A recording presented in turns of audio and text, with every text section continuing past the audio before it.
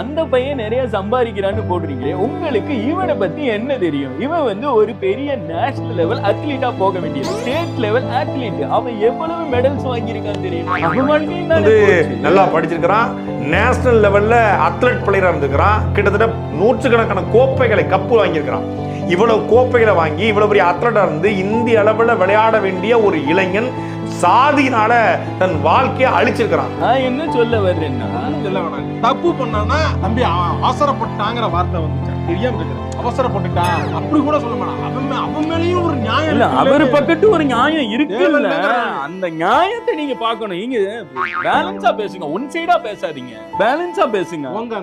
ஒரு சைடு மட்டும் எப்பவுமே யோசிச்சுட்டு இருக்க கூடாது பாருங்க, இரண்டு பக்கமும் யோசிக்கணும்ல. ஸோ கவின் ஆணவ படுகொலை செய்தது எவ்வளவு பெரிய குற்றமோ, கவினுடைய தந்தை அப்படி சொன்னது அதே மாதிரியான ஒரு குற்றம் தான்.